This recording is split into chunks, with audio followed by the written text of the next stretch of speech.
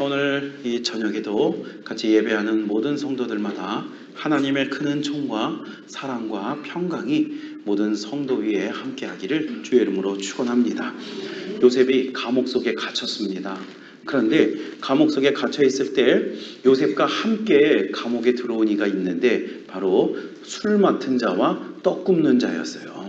그리고 이 술 맡은 자와 떡 굽는 자는 단순히 그 황실 주방에서 일하고 있는 셰프들을 말한다기보다는 그런 술을 주관하는 장관, 또 이런 연회 음식을 준비하는 장관입니다. 굉장히 높은 고위의 그런 임금님을 보필하는 그런 직임을 갖고 있는 신하들이었죠. 그런데 그들이 꿈을 꿨습니다. 꿈을 꿨는데 이 꿈을 해석하기를 먼저 떡 굽는 자는 3일 만에 죽는다. 그리고 실제로 그 3일 만에 죽음에 이르게 돼요. 또 술 맡은 자는 3일 만에 복직된다. 그래서 그 3일 만에 복직이 되게 됩니다. 그때 요셉이 이 술 맡은 자에게 뭐라고 이야기하냐면 당신이 잘 되거든. 여러분, 이게 인간적인 마음 아닙니까? 당신이 잘 되거든 나를 좀 기억해 주세요. 나의 억울함을 풀어주세요. 물론 성경에 그렇게 써 있진 않지만 나의 억울함을 풀어준다든지 좀 나를 도와준다든지 아니면 일거리라도 하나 준다든지 제가 사람답게 살 수 있도록. 왜냐하면 요셉의 삶 가운데 지금까지 너무나 억울하고 힘들었던 많은 일들이 있잖아요. 그래서 이 어려웠던 일들을 좀 벗어날 수 있게 이걸 할 수 있는 능력이 있는 그 술 맡은 장관, 그 술 맡은 관원에게 나를 좀 도와주십시오라고 이야기를 했습니다. 자, 그런데 문제는 뭐냐면 술 맡은 관원이 복직이 되었는데 성경 말씀 창세기 10장 23절 말씀 기록하기를 술 맡은 관원장이 요셉을 기억하지 못하고 그를 잊었더라. 그러니까 요셉이 어찌 보면 나를 좀 도와주십시오라고 인간의 끈을, 우리가 이런 거를 끈이라 그러잖아요. 끈. 그래서 어떤 라인을 타려고 그 관원장의 라인을 타려고 그렇게 끈을 좀 잡으려고 했는데 문제는 그 관원장이 새까맣게 잊어먹었다는 거예요. 그러니까 자, 요셉은 어떻습니까?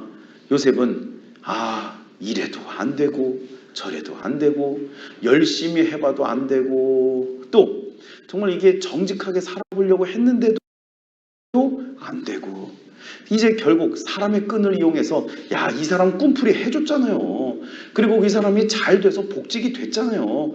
그런데도 불구하고 좀 나를 기억해달라, 기억해줄 만도 하죠. 그럼에도 불구하고 요셉은 잊혀졌다라고 하는 겁니다. 그리고 그 기간이 얼마나 됩니까? 약 2년 동안이나 배신당하고 잊혀진 그 삶을 살아가는 데 있어서 요셉은 이제 모든 걸 다 내려놓게 되었다라고 하는 것이죠. 그래서 오늘 성경 말씀, 우리가 지난 주일 저녁에 우리가 말씀을 나눈 것은 바로 요셉이 잊혀졌다, 여기서 끝났어요. 그런데 여러분, 사람은 잊을 수 있죠. 사람은 약속을 하고도 그 언약을 지키지 않을 수도 있어요. 사람은 신실하지 못할 수도 있습니다. 그러나 하나님은 어떠하시냐? 그렇지 않다는 거죠. 사람은 잊어버려도 하나님은 잊지 아니하신다. 사람은 신실하지 못할지라도 하나님은 미쁘시다. 믿을만하고 신실하시다. 이걸 미쁘다 그러는 거예요. 하나님은 미쁘신 거예요.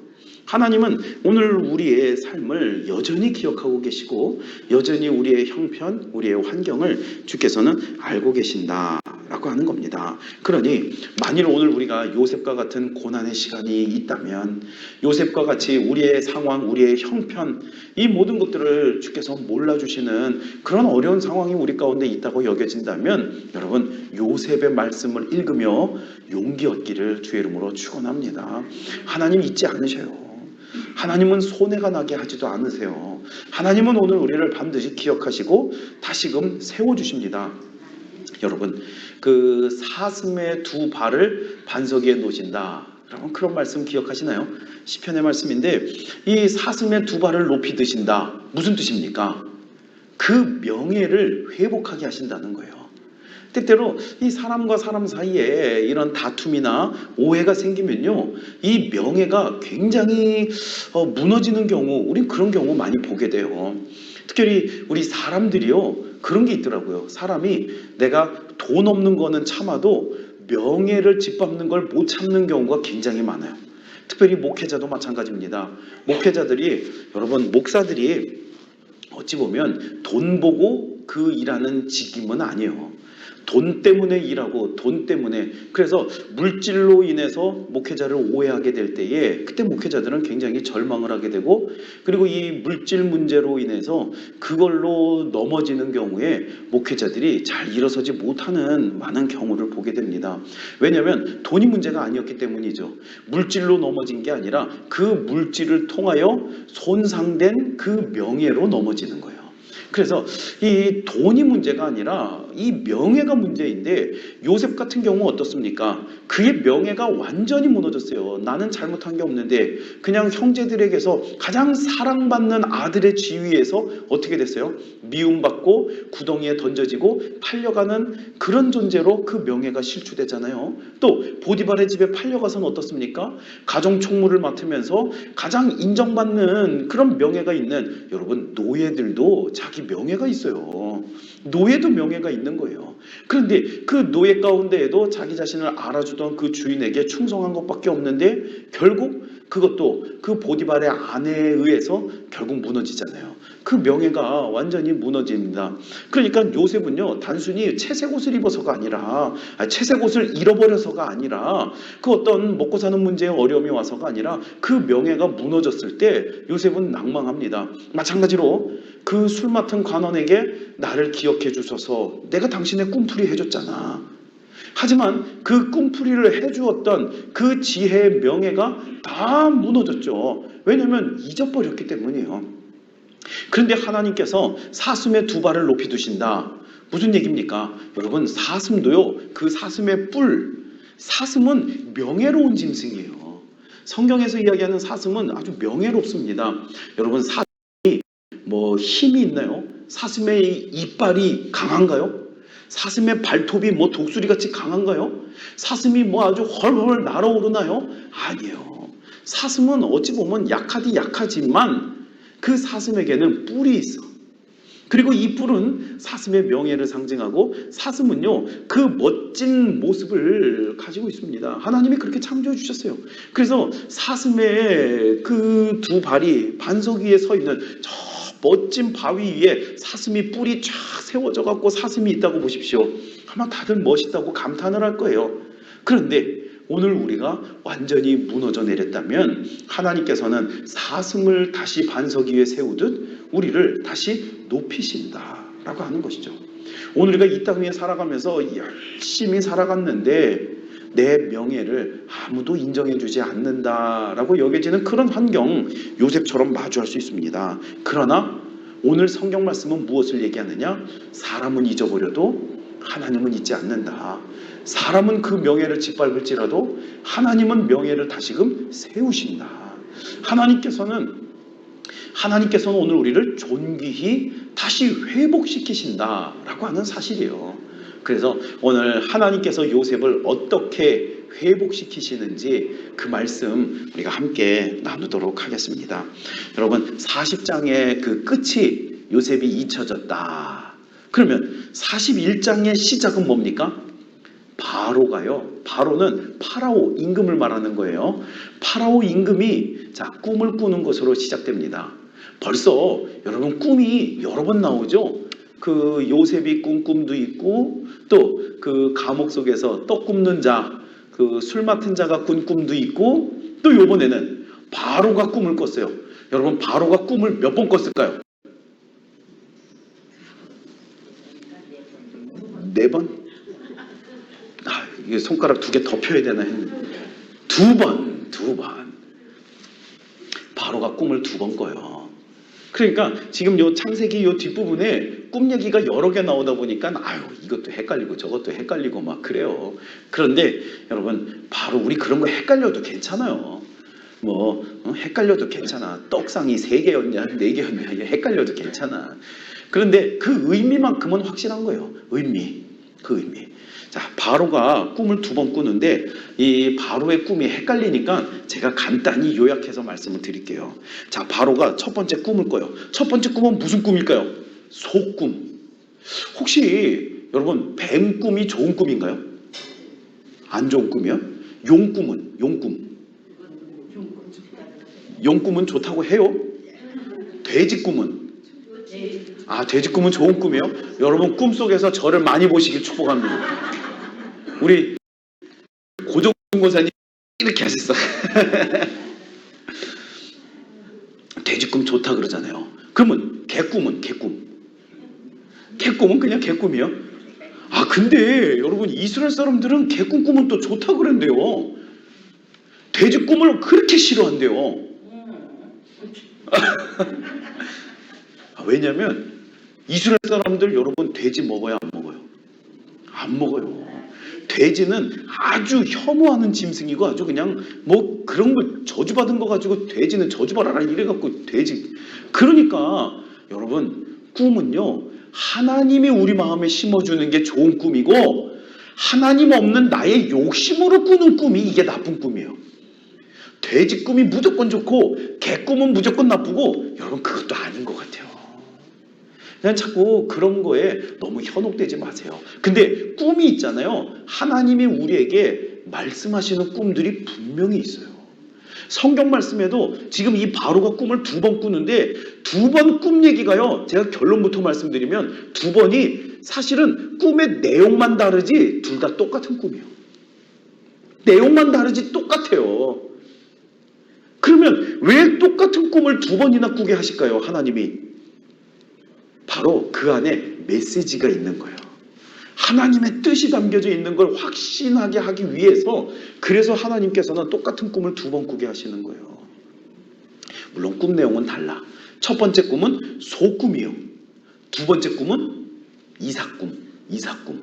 여기서 말하는 이삭은 아브라함 아들 이삭이 아니고 그 벼이삭, 밀이삭, 그 이삭을 말하는 거예요. 자, 첫 번째 꿈 어떻게 꿈을 꾸냐면 자, 임금님이 나일강가에 딱 서 있었어요. 여러분 나일강이 갖고 있는 의미가 뭐냐면 이거는 생명의 젖줄이에요. 나일강 때문에 먹고 살고 나일강 때문에 우리나라가 번성하고 나일강 때문에 우리가 살 수 있는 것 그걸 의미하는 게 나일강이에요. 어머니의 젖줄과도 같은 게 이 나일강인데 나일강가에 임금님이 흐뭇하게 마음을 가지고 이렇게 서 있었어요. 그런데 아주 임금님 마음에 아주 가득 마음에 드는 살찐 소 7마리가 쫙 그 갈밭에서 풀을 뜯고 있는 거예요. 여러분 그 살찐 소가 이렇게 풀을 느긋하게 뜯고 있는 거 보면 어때요? 기분이 좋아. 옛날에요 요런 말이 있어요. 우리나라 속담에 세상에 좋은 거 두 가지. 여러분 갈라 터진 논에 물 들어가면 좋아요, 나빠요? 갈라 터진 논에 물 들어가는 거 하고 두 번째 어떻게 하셨어요? 자식 입에 먹을 거 들어가는 거.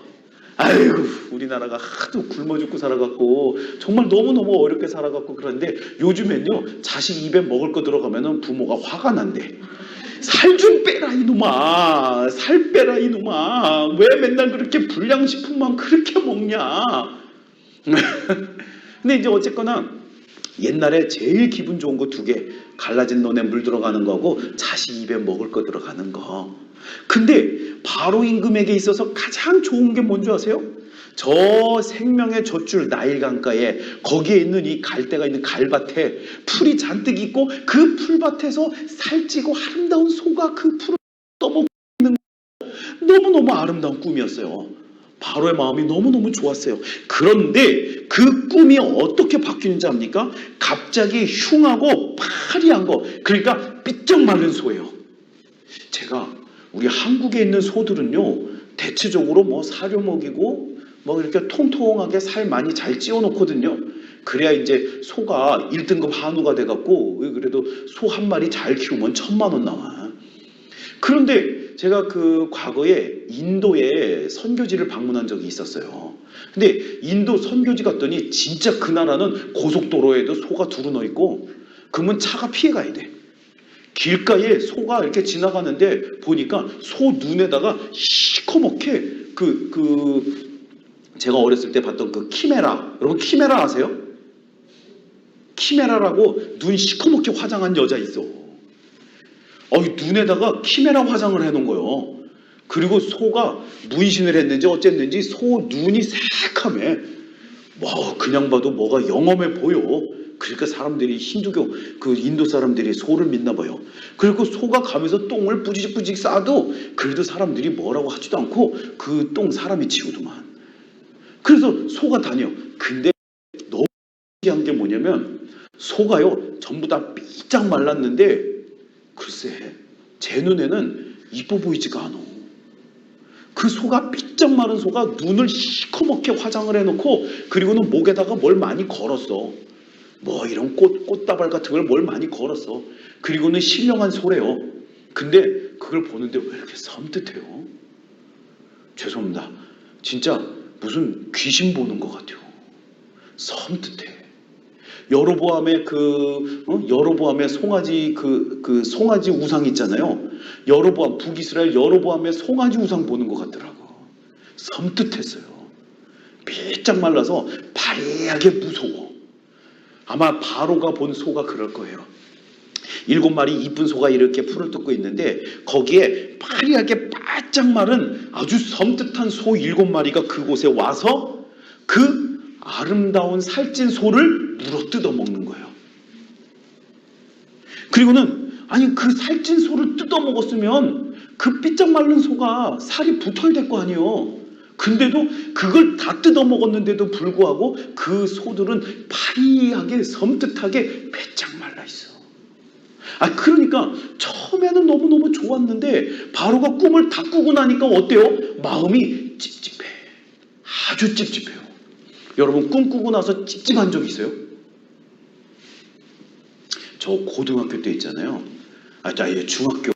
중학교 3학년 때 제가 중학교 다닐 때는 저희 강원도는 시험을 쳐갖고 고등학교를 입학을 했어요. 그래갖고 그 고등학교가 등급이 쫙 있어. 그래갖고 그 고등학교 등급이 거기에 지원을 해갖고 시험을 봐서 합격을 해야만 그 학교에 고등학교 돌아가는 거예요. 뺑뺑이가 아니요. 근데 제가 그 고등학교를 이제 저는 그래도 공부는 못했어도 그래도 우리 강원도에서 제일 큰 게 어디냐? 원주에 있는 고등학교로 제가 그 고등학교를 유학을 가야겠다. 그래서 고등학교 유학을 내는 원주에다가 원서를 냈잖아요. 선생님이 안 돼요. 떨어질 것 같아요.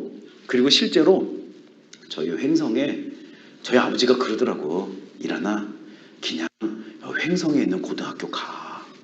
왜냐면 저희 아버지가 공무원인데 공무원 자녀들 있잖아요. 자꾸 애들이 좀 공부 좀 한다 싶으면 다 원주로 가니까 횡성에서 그 공무원 자녀들 다 횡성으로 보내라. 그래갖고 그 아버지가 공무원인 제 친구들 중에 저보다 공부 잘하는 애들 횡성고등학교 많이 갔어요. 근데 이제 저한테 아무튼 저는 아니요. 나는 원주 갈게요. 도시로 갈 거야. 도시. 저는 그때 당시 원주가 제일 큰 도시인 줄 알았어요. 원주로 갈 거야. 그래갖고 이제 원주 시험을 딱 해놓고 시험을 봐야 되는데 그날 밤에 저희 어머니가 꿈을 꿨어요. 무슨 꿈을 꿨느냐? 이런 얘기 해도 되나? 제가 죽는 꿈을 꿨어. 꿈속에서 우리 어머니가 아들 죽는 꿈을 꾼 거야. 여러분 생각해보세요. 아들 죽는 꿈을 꿨다고 생각해. 밤새 어머니가 꿈속에서 울면서 꿈을 꿨어요. 하늘이 무너지는 것 같더래요. 그리고는 그날 아침에 저한테 신신당부라는 일어나. 오늘 길 가다가 조심하고 걸어가다가 조심하고 버스 타면 조심하고 진짜 그런 거 있잖아요. 물가에 내놓은 애기처럼 조심해라. 왜냐면 저희 어머니가 너무 마음이 찝찝하고 막 찝찝해. 그리고 나서 제가 고등학교 시험을 보러 갔잖아요. 고등학교 시험을 보고 왔는데 다행히 그날 뭐 교통사고라든지 누구한테 두드려 맞는다든지 뭐 어디 실종된다든지 인신매매 이런 건 안 당했어. 그리고 집에 와서 시험이 어떻게 됐나 봤더니 그날 합격을 했어. 고등학교 합격했어. 고등학교 그거 떨어졌으면 고등학교 1년 옛날 저희들은 꿇었다 그러는 1년 꿇어야 돼. 그런데 그냥 합격을 했어요. 그래서 제가 그랬어요. 엄마의 꿈 다 개꿈이 아들 죽는다 그러더니 아들 죽기는커녕 시험에 합격했네. 그때 저희 어머니가 그때 뭐라는 줄 아세요? 원래 꿈속에서 나쁘면은 현실에선 좋은 거래. 네. 맞아요. 그래서 여러분 그 꿈을 꿨는데 진짜 저희 어머니가 얼마나 찝찝한지 막 눈이 글썽글썽이면서 제가 죽는 꿈을 꿨다는 거예요. 그런데 제가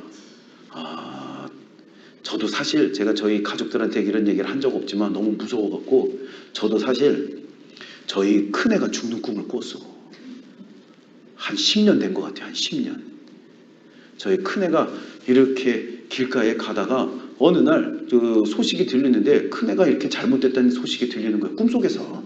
그래갖고 제가 꿈속에서 얼마나 울었는지 몰라. 그때 저희 어머니 생각나더라고. 아유, 우리 어머니가 그런 마음이었겠구나. 근데 어쨌거나 애는 뭐 제가 그 꿈 이후에 애가 저기 축구도 더 잘하고 뭐 이렇게 몸 건강하게 잘 자라서 그래 옛날 어머니가 하신 말씀 꿈속에서 나쁜 꿈 꾸면 오히려 이게 좋은 꿈이나 그렇게 해몽을 하는 거예요. 해몽을 그렇게 하는 거예요. 꿈이 찝찝하죠. 여러분 꿈이 찝찝하면 이 마음에 두려움이 와요. 무서워요. 자 그렇게 꿈을 꿨어요. 근데 이번에는 자 바로 가요. 이제 또 자는데 두 번째 꿈을 꾸는 거예요. 제가 아까 말씀드렸죠. 내용은 똑같아. 하나님의 메시지는 똑같아요. 하지만 꿈 내용이 좀 달라. 두 번째 꿈은 어떻게 꾸느냐. 자 꿈을 딱 꾸는데 보니까 한 줄기에 이삭이 몇 개가 자랐느냐? 7개가 자란 거야. 여러분 저희 집이 어렸을 때 소를 길렀거든요. 저희 할아버지가 늘 소를 한 3마리에서 6마리 그 사이를 늘 길렀어. 근데 어느 날 제가 대학교 다닐 땐가 그때 어느 날 할아버지한테 전화가 왔어. 일어나! 저희 할아버지 목소리가 그래. 일어나! 야, 오늘 우리 집 쌍둥이 났다! 뭐냐면 소가 쌍둥이를 난 거예요. 여러분 송아지 한 마리가 얼마인 줄 아세요? 그때 당시 한우 송아지 한 마리가 50만 원이요. 그러면 그 50만 원짜리를 기르면요 좀 몇 달만 잘 기르면 500만 원에 갖다 파는겨. 실제로 제가 그 전임하던 그 강원도 횡성에 성신교회라고 있어요. 그 이제 제가 전에 있던 교회 성신교회. 그 교회의 이름은 그 여러분 옛날에는 성령을 성신이라고 그랬어요. 성부 성자 성신. 근데 이제 성신이란 말 쓰지 말자. 왜냐면 자꾸 천주교에서 많이 쓰니까 우리는 성령이라고 그러고 원래 맞게 성령이라고 하자. 그래서 성부 성자 성령. 그러니까 이제 이 교회는 그 전에 개척이 됐기 때문에 성신교회, 그러니까 성령이 불타는 교회예요. 그래서 이제 그 교회에서 제가 목회를 하는데 처음 딱 갔더니 교회가 이렇게 건물이 잘 지어놨어요. 그래서 제가 아이고 장로님, 권사님 교회 건물을 너무 잘 지어놓으셨어요. 제가 그랬더니 목사님 이 건물을 어떻게 한 줄 아세요? 우리가 다 그 헌금해갖고 지은 거예요. 그래요? 그럼 돈이 다 어디 쓰셨어요? 그랬더니 그때 한 권사님이 집집마다, 왜냐면 집집마다 소 다 기르고 농사 다 지니까 외양간이 다 있어. 그 한 권사님이 송아지를 50만 원짜리 송아지를 사갖고 전부 다 돌린 거야. 그리고 집에서 다들 먹이쇼. 그 소를 기른다는 말을 안 써요. 소를 먹인단 말을 써.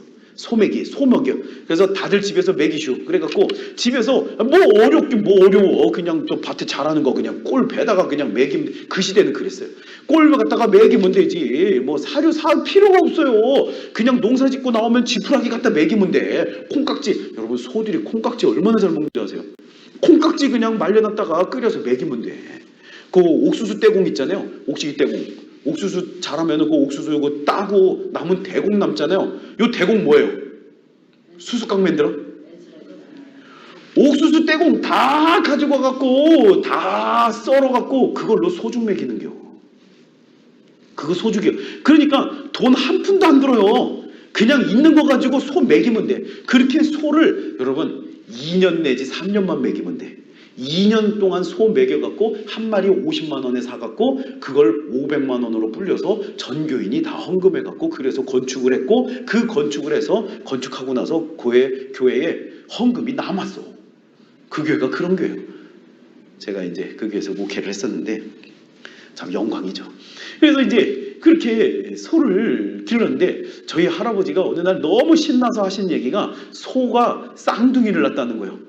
아니 그러면 여러분 앉아서 그때 당시 이게 벌써 한 30년 전인데 20년 전인데 그때 당시 소함 그러니까 앉아서 몇백만 원 번 거예요. 그냥 한 마리 나올 줄 알았는데 쌍둥이 나와갖고 얼마나 좋아요.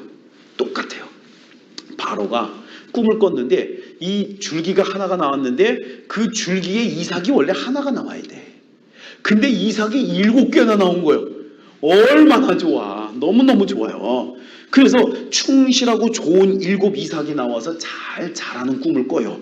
그런데 갑자기 이 동풍에 바싹 마른 7 이삭이 나와서 그 포동포동 잘 자라고 있는 7 이삭을 싹 다 삼켜버린 거예요.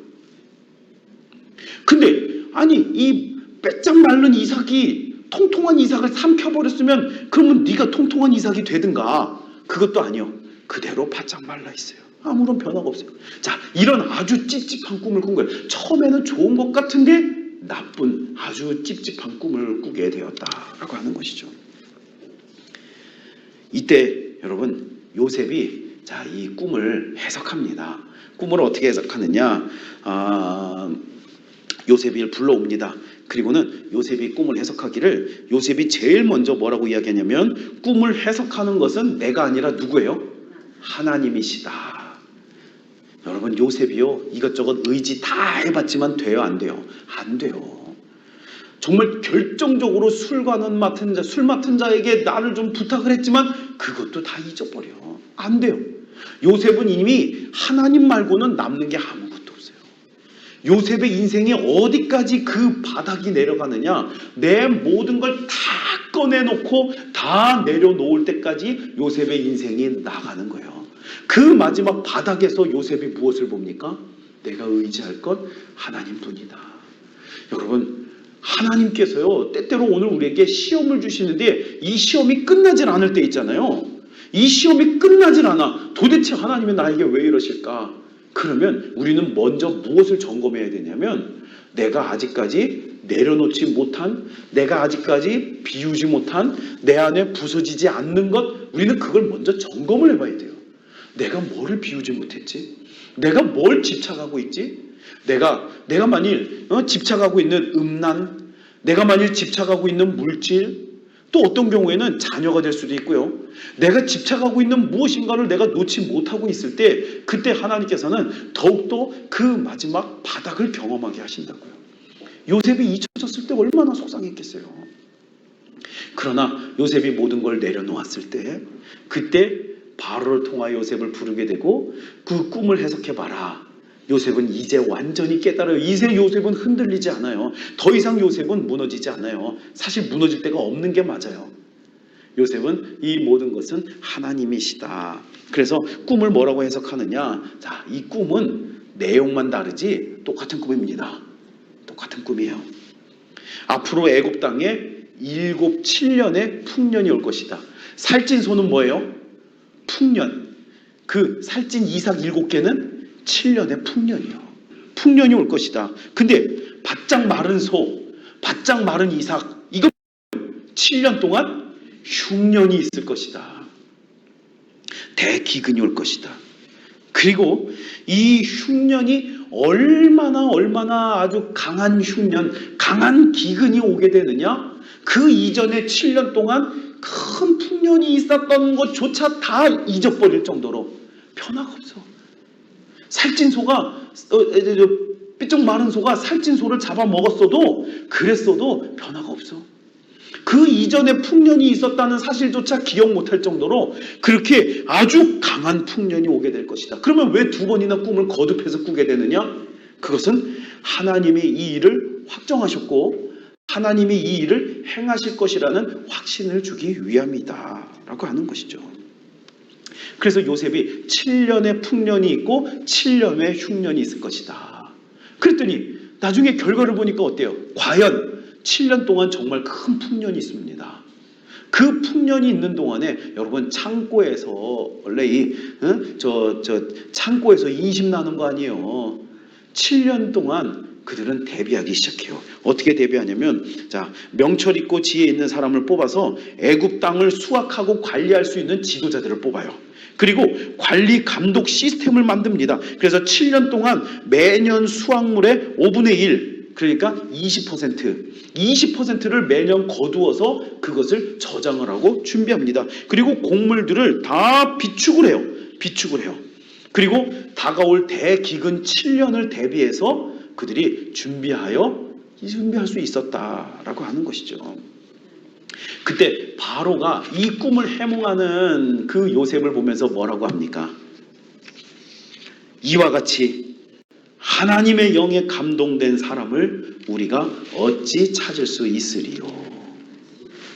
이게 바로 여러분 파라오의 입에서 하나님의 영에 감동된 이 훌륭한 사람 우리에게 보내주셔서 감사합니다라는 고백이 나오게 되어졌다는 거예요.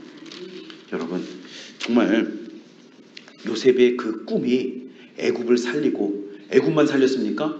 자신들의 형제자매 그 부모님까지 다 살리게 되죠.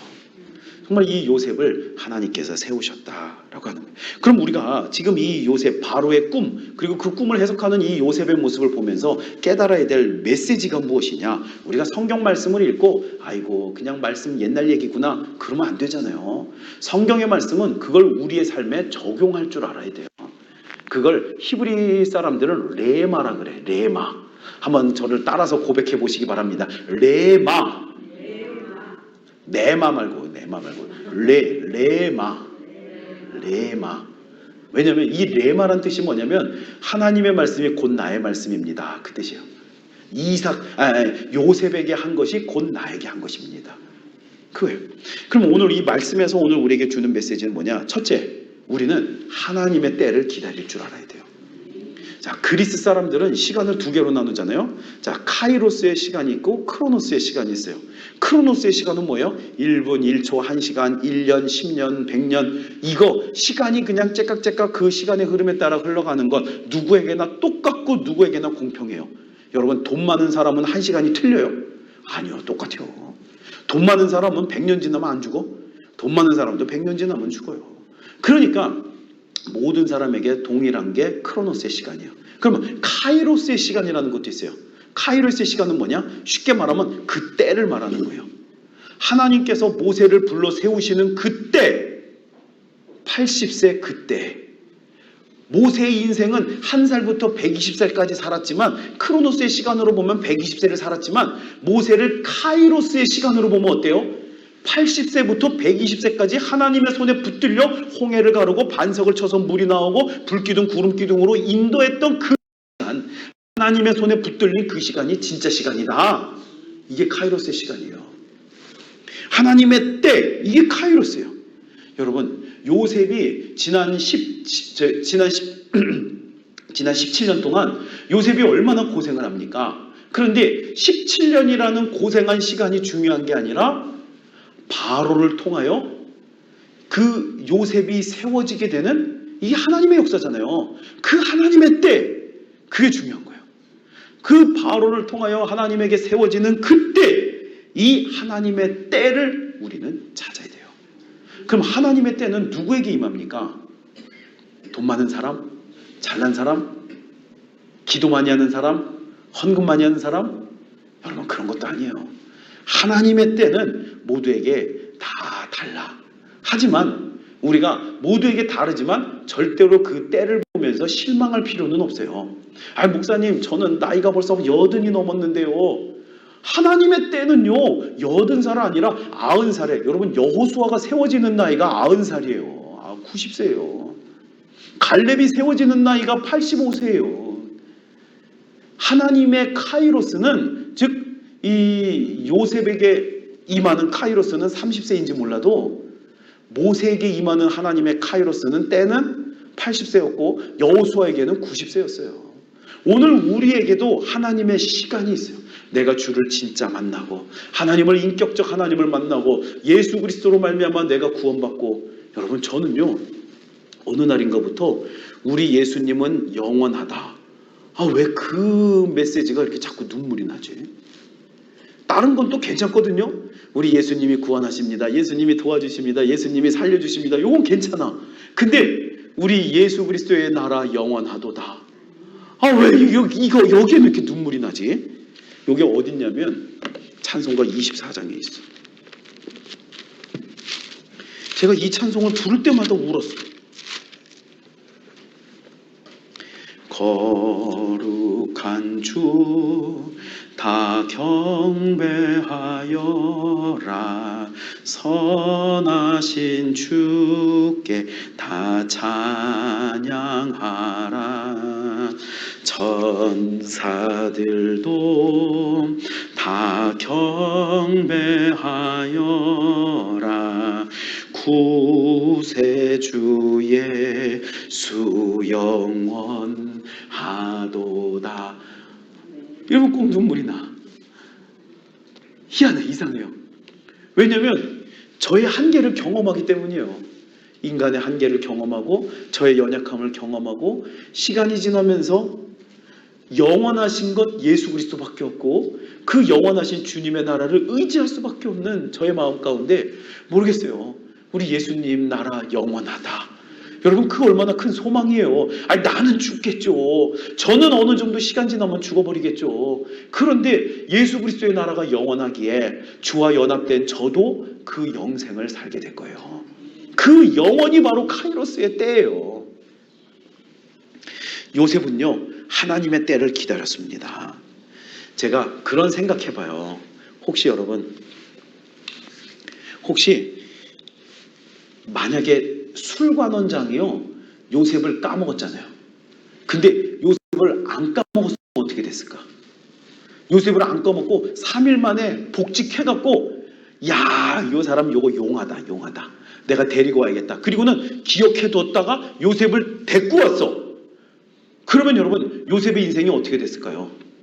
물론 제가 생각하는 게 전부는 아니겠습니다만 또 저 말고도 그렇게 생각한 많은 분들의 그 이야기가 있더라고요. 그래서 제가 여러분께 소개하면 많은 이제 학자들이 연구를 통해서 보여지는 거는 만일 그 술관원장이 요셉을 기억했다면 어찌 됐을까? 요셉은 억울함을 풀었을 거예요.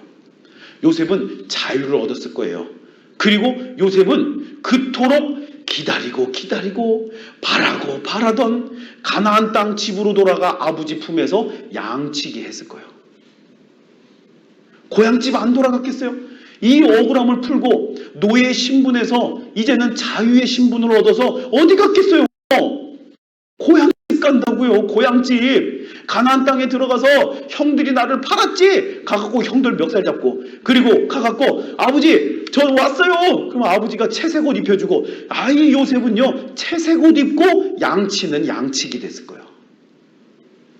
양 많이 가졌을 수 있겠죠. 양 한 100마리 1000마리 가질 수 있겠죠. 그런데 만일 하나님의 때 2년이 지나서 바로가 꿈꾸는 그때 바로가 꿈을 꾼 그때 왜 하필 이 술관원장이 2년이나 지나서 그때 생각이 나냐고. 그리고는 용한 사람이 있습니다. 데리고 와봐라. 바로의 꿈, 임금님의 꿈을 해석하는 거예요. 그 꿈을 해석하니까 뭐가 돼요? 총리가 되는 거예요. 물론 고향집에 돌아가서 소박하게 양치는 것도 좋아요. 하지만 성경은 그걸 말하고 있는 거 아니에요. 성경이 말하는 것은 하나님의 때가 있고 그 때를 위해서 아무리 힘들어도 그 2년을 버티라는 거죠. 억울하지 말고 하나님의 때가 있음을 갖고 소망을 품으라는 거예요. 그때 요셉은 총리가 될 수 있는 거죠. 하나님의 그림이 너무 크지 않습니까? 그래서 제가 그런 생각해요. 하나님께서 술관원장을 까먹게 했구나. 새까맣게 잊어버리게 한 것도 결국 하나님의 뜻이었겠구나. 자, 두 번째로 오늘 우리는 이 요셉의 말씀을 통해서 무엇을 깨닫느냐? 바로 하나님께만 영광을 돌려야 돼요. 요셉이 바로 앞에 서갖고 뭐라고 하겠어요? 우리 바로 임금님이 최고입니다. 바로 임금님은 신이십니다. 실제로 파라오는요 태양신 라라 그래요. 태양신과 동일시되던 인물이 이 파라오 임금이에요. 그런데 그 임금을 찬양하지 않아. 요셉은 어디에 영광을 돌려요? 하나님께 영광을 돌렸어요. 그리고 오히려 파라오가 그 하나님께 영광 돌리는 요셉을 보면서 하나님을 인정했다는 거죠. 이것보다 더 좋은 복음 증거가 어디 있어요? 여러분, 이 요셉은요 그 꿈풀이 하는 것 자체가 저의 아주 용한 능력이 있습니다가 아니에요. 하나님께서 해주십니다요. 모든 영광을 하나님께 돌립니다. 낮아질 대로 낮아진 자리에서, 억울할 대로 억울한 자리에서, 그 힘겨운 상황 가운데서도 요셉은요, 하나님과의 바른 관계를 놓지 않았다는 거예요. 놓지 않았어요. 그 어떤 경우에도 하나님과의 교제의 끈을 놓지 않고 그가 고백한 것, 하나님만 홀로 영광 받으소서. 마지막으로 이 요셉은요, 상처를 치유하게 하고 또 번성하게 하고 회복하게 하는 그 은혜를 향하여 나아갔다는 것이죠. 물론 7년의 풍년은 너무 좋아요. 그런데 7년의 흉년은 너무너무 나빠. 하지만 7년의 흉년을 하나님의 은혜로 극복해 나가고 이기고 나아갈 수 있는 길이 오늘 이 요셉을 통하여 애굽 땅에 생겨났다는 거예요. 여러분, 오늘 우리 인생에도 좋은 날이 있으면 나쁜 날이 있고, 웃음이 있는 날이 있으면 여러분 울 때도 있어요. 그런데 좋은 날이든 슬픈 날이든 웃는 날이든 우는 날이든 간에 우리가 거기서 찾아야 할 것은 바로 하나님의 은혜예요. 좋은 날에는 좋다 좋다 말이야, 좋아갖고 좋아서 그래서 교만해지고, 또 슬픈 날을, 우는 날은, 또 우는 날은 너무너무 슬퍼갖고 다 포기하고 다 버리고, 하나님도 나를 버리셨구나, 자꾸만 자기 연민에 빠지고. 그럴 필요 없다는 거예요. 슬픈 날이든 기쁜 날이든 눈물 나는 날이든 웃음이 있는 날이든 그 어떤 날이든 하나님의 은혜 안에 있으면 이 모든 것들은 다 지나갑니다. 7년을 준비하는 날이 있으면 7년을 견디는 날도 있는 거예요. 버텨야 될 때도 있는 거예요. 여러분 어때요? 지금은 우리는 준비해야 될 때인가요? 아니면 지금은 버텨야 될 때인가요? 그거는 사람마다 달라. 여러분들의 영적 상태에 따라 다 달라요. 근데 우리가 기억해야 할 것은 이것은 모두 하나님의 은혜입니다. 하나님의 은혜로 주께서 평안 주시고 풍요 주시고 열매 주시면 여러분 준비하세요. 영적 기근이 오고 영적 싸움이 오고 악한 대적이 찾아올 때를 대비하세요. 또 반대로 지금 나에게 아주 너무나 힘든 시험 기간에 있어요. 그러면 어찌합니까? 그때는 하나님께서 우리에게 주신 은혜를 우리 마음 가운데 여러분 차곡차곡 쌓여 있어요. 더군다나 이 자리에 계신 분들 항상 예배 사모하시잖아요. 또 우리 유튜브 채널 통해서도 많이는 안 들어오셨네. 근데 유튜브 채널 통해서도 지금 돌아가 계신 분들 예배를 사모하시잖아요. 그 사모하는 마음 가운데 우리 안에 차곡차곡 쌓여져 있어요. 여러분 신앙은 쌓여지는 거예요. 한 번에 이거 못 담아. 또 한 번 담은 것 같은 거 아이고 어림도 없어요. 쌓여져야 돼요.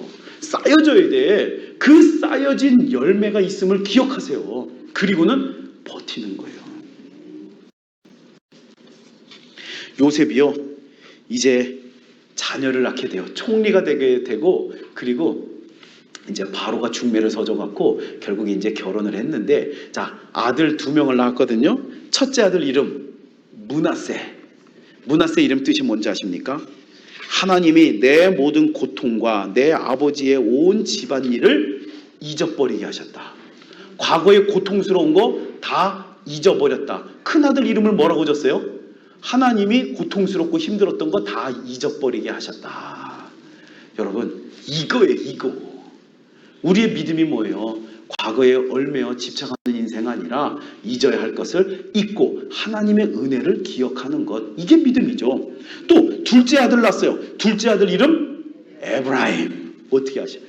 에브라임. 그 에브라임의 이름의 뜻이 뭡니까? 하나님이 내가 수고한 땅에서 번성하게 하셨다. 첫째 아들 므낫세 이름의 뜻은 잊어버리게 했다. 둘째 아들 에브라임의 이름의 뜻은 번성하게 했다.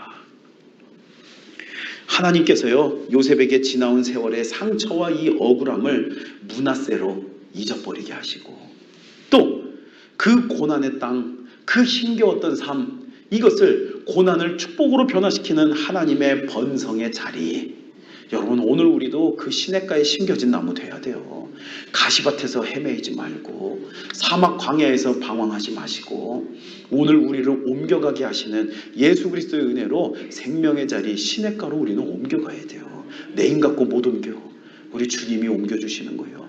믿음으로 주를 바랄 때 에브라임의 역사가 오늘 우리에게도 있다라고 하는 것입니다. 여러분, 오늘 우리의 삶이 멈추어서는 것 같은 고난이 있습니까?